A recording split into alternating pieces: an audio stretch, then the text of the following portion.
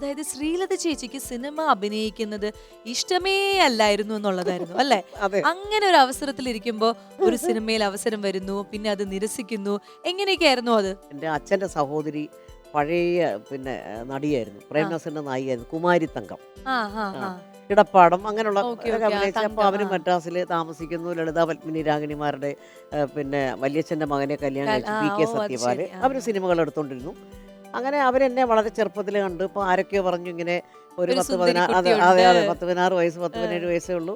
അങ്ങനെ അത് അവരൊരു സിനിമയിൽ വിളിച്ചു ആ. അഭിനയിക്കാൻ, നായികയായിട്ടാ? നായികയായിട്ട്. ഓക്കെ ആ എനിക്ക് താല്പര്യമില്ലായിരുന്നു. പിന്നെ എൻ്റെ അമ്മ ഒരുപാട് നിർബന്ധിച്ചു. എന്നാലും നമുക്കൊന്ന് പോയി നോക്കാമെന്ന് പറഞ്ഞ് ആ, മനസ്സില്ലാ മനസ്സോടെ അവിടെ ചെന്നു. ചെന്നു. അപ്പോഴാണ് അറിയുന്നത്. അപ്പം നമ്മുടെ സങ്കല്പങ്ങൾ ഇപ്പോൾ പ്രേം നസീറൊക്കെ നല്ല ആ അതെ ആ അതെ ഒരു അതെ. സമയമല്ലേ. ജയൻ ആ സത്യൻ ആ മാഷ്. സത്യം മാഷ്. ആ അപ്പം അങ്ങനെ അവരുടെ കൂടെ ഒക്കെ ആയിരിക്കുമോ. ഓ അവിടെ ചെന്ന് ചെന്ന് കഴിഞ്ഞപ്പോഴാണ് ആ എൻ്റെ അപ്പച്ചി പറഞ്ഞു ഇങ്ങനെ ഒരാളവിടെ ഇങ്ങനെ അങ്ങോട്ട് തിരിഞ്ഞിരിക്കുന്നു. ഉം, ഞാൻ പറഞ്ഞു, അപ്പം എന്നോട് പറഞ്ഞു, ആ ഇരിക്കുന്ന ആളാണ് നിന്റെ നായകൻ. ആ അപ്പം ഞാൻ നോക്കിയപ്പം അയ്യോ ഇങ്ങനോ. ആരത്? ഞാൻ അടൂർ ഭാസി. ഓ അപ്പം എന്താണെന്നറിയോ, ഞാൻ ആലോചിച്ചു, എൻ്റെ ദൈവമേ, എനിക്ക് 10 16 വയസ്സല്ലേ ആയിട്ടുള്ളൂ. എനിക്ക് അന്നേ ഒരു 10 40 വയസ്സുണ്ട്. അയ്യോ അയ്യോ, പിന്നെ മുറുക്കി ചുമപ്പിച്ച് ഇങ്ങനെയൊക്കെ ഇരിക്കുന്ന. അയ്യോ എനിക്ക്. അപ്പം ഞാൻ പറഞ്ഞില്ല, ഞാൻ അഭിനയിക്കുന്നില്ല. ആ അതാണ് ആശാചക്രം എന്നൊരു അത് സിനിമയായിരുന്നു. ശരി അത് ശരി. അപ്പോൾ തിരിച്ച് ഞാൻ നാട്ടിലോട്ട് പോകാനിരുന്നപ്പം അതിനിടയ്ക്ക് പിന്നെ ഒരു ഷൂട്ടിംഗ് കാണണമെന്ന് പറഞ്ഞു എനിക്ക് എൻ്റെ അപ്പച്ചിയോട്. ആ കാരണം പ്രേം നസീറിനെയും ഷീലാമ്മയൊക്കെ ഒന്ന് കാണണ്ടേ. അതെ അതെ അപ്പം അതെ. അങ്ങനെ ഒരു ഷൂട്ടിംഗ് സെറ്റിൽ പോയി. ഉം. അത് ഭാര്യമാർ സൂക്ഷിക്കുക. അപ്പോൾ അവിടെ ഒരു പാട്ട് സീൻ എടുത്തോണ്ടിരിക്കുക. ആ ചന്ദ്രികയിലേയും ആ ചന്ദ്രകാന്തം ആണെന്ന് നസീർ തോന്നുന്നു. സാറിന് അപ്പം എന്നെ ഒന്ന് മേക്കപ്പ് പിടിച്ചു. സേതുമാധവൻ സാറ് ഒരു 2 ഷോട്ട് എടുത്തു. ഓ സത്യം പറഞ്ഞാൽ അതാണ് എൻ്റെ ആദ്യത്തെ ഒരു ആദ്യത്തെ സിനിമ ഷോട്ട്. ആ ഷോട്ട്. അതെ അതെ അതെ. അതാണ്. ആ അങ്ങനെയാണ് പിന്നെ അപ്പോഴും എനിക്ക് താല്പര്യമില്ല. തിരിച്ചു പോകാമെന്ന് പറഞ്ഞ് വീണ്ടും ഈ സത്യമാഷ മകളായിട്ടൊരു സിനിമ വന്നു, ആ ഹൈദരാബാദിലായിരുന്നു. ആ ആശാചക്രം അതും ചെയ്തു. അത് കഴിഞ്ഞ് ഇങ്ങനെ ഇരുന്നപ്പോൾ വീണ്ടും ഈ പടങ്ങൾ കുഴിഞ്ഞ് വന്നോണ്ടിരിക്കുന്നുണ്ട്. ആ ബാസ്യേട്ടൻ്റെ കൂടെ ഒരു സിനിമ വീണ്ടും വീണ്ടും വന്നു. ആ അപ്പോൾ അതിൽ തിരുടാതെ എന്നുള്ള വളരെ ഫേമസ് ആയിട്ടുള്ള ഒരു തമിഴ് പടത്തിൻ്റെ റീമേക്ക് ഓക്കെ ആ മലയാളം, പഠിച്ച കള്ളൻ. ആ ആടൂർ ബാസ്യേട്ടൻ്റെ കൂടെയാണ് എന്ന് പറഞ്ഞു. അപ്പോൾ 2 ഡാൻസ്. ഞാൻ പറഞ്ഞു, അയ്യോ എനിക്ക് ഡാൻസ് ഒന്നും അറിയത്തില്ല. അപ്പോൾ പറഞ്ഞു, അതൊക്കെ റിഹേഴ്സൽ ശരിയാക്കാവുന്നേ ആ ഉള്ളൂ. അങ്ങനെ എന്നെ ഒരുപാട് അങ്ങോട്ട് നിർബന്ധിച്ചു ഓക്കെ ഡയറക്ടർ കൃഷ്ണനായർ സാറ്. അങ്ങനെയാണ് അതിൽ മനസ്സില്ലാ മനസ്സോടെ അഭിനയിച്ചു. ആ അപ്പോൾ 2 പാട്ട് അതും നായികയായിട്ടായിരുന്നു അദ്ദേഹത്തിന്റെ അദ്ദേഹത്തിൻ്റെ പേരായിട്ട്. ആ നായികയായിട്ട്. അപ്പം അതിൽ നസീർ സാറാണ് ആ നായകൻ.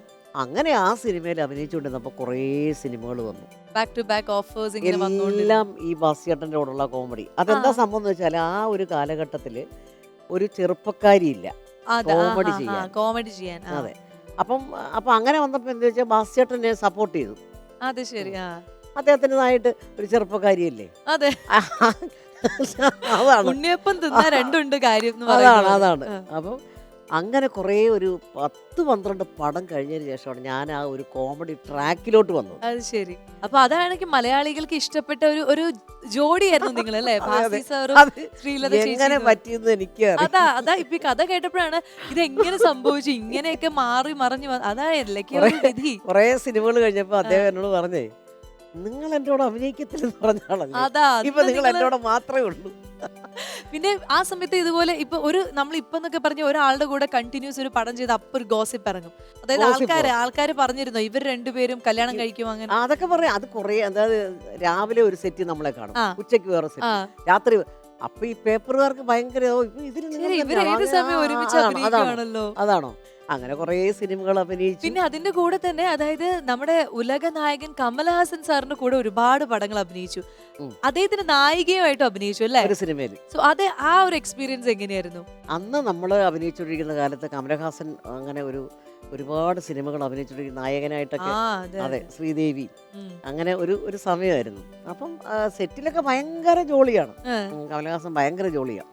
നമ്മുടെ അടുക്കലൊക്കെ വന്നിരുന്നിട്ട് ഒരു ചെറിയ ടേപ്പ് റെക്കോർഡർ വെച്ച് ഇങ്ങനെ നമ്മളെ പ്രൊഡ്യൂസറെ പറ്റിയൊക്കെ പറയും. ഞാൻ ഒന്ന് പറയും എങ്ങനെയുണ്ട്, ഓഹോ എങ്ങനെ ഇദ്ദേഹം നമുക്ക് പൈസ ഒക്കെ തരുമോ, ശമ്പളം തരുമോ. അപ്പം നമ്മൾ പറയുമല്ലോ, സൂക്ഷിച്ചോടെ. അതെ അതെ അതെ അതെ. അതൊക്കെ എടുത്ത് അതൊക്കെ വെച്ച് അവിടെ റെക്കോർഡ് ചെയ്ത് കേൾപ്പിക്കും. വെക്കും. അതെ. ആ. അങ്ങനെ എപ്പോഴും ഞങ്ങൾ തമ്മിൽ എപ്പോഴെന്ന് വെച്ചാൽ നന്നായിട്ട് പാടും.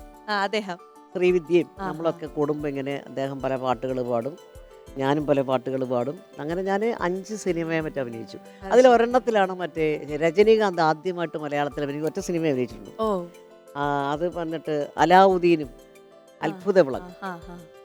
അതിൽ അഭിനയിച്ചു. അങ്ങനെ 5 സിനിമകൾ. അപ്പം ഈ ഏതോ ഒരു സിനിമയുടെ ഷൂട്ടിന് മലയാളത്തിൻ്റെ അതിന് വേണ്ടി ജയസൂര്യയായിട്ട് എന്തോ ഒരു മദ്രാസിൽ ഷൂട്ടുണ്ടായിരുന്നു കമല. അപ്പോൾ കമലഹാസൻ ചോദിച്ചു ഞാൻ എങ്ങനെ ഇരിക്കുന്നു, ഉം. അവരിപ്പോഴും പാടുന്നുണ്ടോ. അത് അപ്പം അന്ന് ഞാൻ പാട്ട് പഠിച്ചുകൊണ്ടിരിക്കുന്ന കാലത്താണ് ദക്ഷിണമൂർത്തി സ്വാമിയോട്. മനസ്സിലായി. അപ്പം അങ്ങനെ പാടുന്നുണ്ടെന്നൊക്കെ ചോദിച്ചപ്പോൾ ഈ പിന്നെ ജയസൂര്യയോട് ഞാൻ സിനിമ അഭിനയിച്ചിട്ടുണ്ട്. ആ. അപ്പോൾ ജയൻ എനിക്ക് കണക്ട് ചെയ്തിട്ട് പറഞ്ഞു ചേച്ചി ഇതുപോലെ കമലഹാസൻ സംസാരിക്കണമെന്ന്. ആ. ഞാൻ പറഞ്ഞു പോടാ. ഓടാ ചെക്ക. അതെ കമലഹാസൻ. പിന്നെ ഞാൻ വിചാരിച്ചു ഇവ മിമിക്രി ശരിയാ ചെയ്യുവാണ്. ശരിയാ correct. അതെ നമ്മള് സ്വാഭാവികമായിട്ട് അങ്ങനെ വിചാരിക്കും. അതല്ല അല്ലാന്ന് പറഞ്ഞ് കൊടുത്തു. അപ്പം ഹലോ സൗഖ്യമാ ഇവൻ തന്നെ അല്ലേ. അപ്പോൾ ഞാൻ ചീത്ത വിളിക്കുക. ജയസൂര്യാണ് വിചാരിച്ച് ചീത്ത ആ, വിളിച്ചു. ഞാൻ പറഞ്ഞു എനിക്കൊരു ക്ലൂ തന്നേ. അന്ന് നടന്ന എന്തെങ്കിലും ഒരു സംഭവം. ആ. അപ്പം ഇങ്ങനെ അന്ന് നടന്ന ഒരു സംഭവം ഇങ്ങനെ ഞാൻ വന്ന് ടേപ്പ് റെക്കോർഡിൽ എടുത്തില്ലായിരുന്നു. അപ്പം എനിക്ക് സ്ട്രൈക്ക് ചെയ്തു. ആ. ആ ശരിയാണല്ലോ. അപ്പം എന്നോട് പറഞ്ഞു അയ്യോ വളരെ സന്തോഷം കേട്ടോ, കണ്ടോ ഞാനിപ്പോഴും മറന്നിട്ടില്ല, ഉം. നിങ്ങളെ പറ്റിയൊക്കെ ഞാൻ അന്വേഷിച്ചില്ല. അതാ അതെ അതെ. അപ്പം ഞാൻ പറഞ്ഞു ഇനി എന്നാണ് ഇപ്പം ഇവിടെ ട്രിവാൻഡ്രത്തോ എപ്പോഴെങ്കിലും കേരളത്തിൽ വരുന്നുണ്ടെങ്കിൽ കാണണം. അപ്പം പറഞ്ഞു ദൃശ്യത്തിൻ്റെ ഷൂട്ടിംഗ് നടക്കുന്നുണ്ട്. അങ്ങനെ എന്റെ മൂന്നാറിൽ ചേച്ചി പോയോ ഞാൻ അവിടെ? പോയി. പോയി ആ, പോയി. ആ. ഞാൻ പോയി കണ്ടു. അവരൊക്കെ ആയിട്ടൊന്ന് ഫോട്ടോ ഒക്കെ എടുത്തു. അത് ശരി.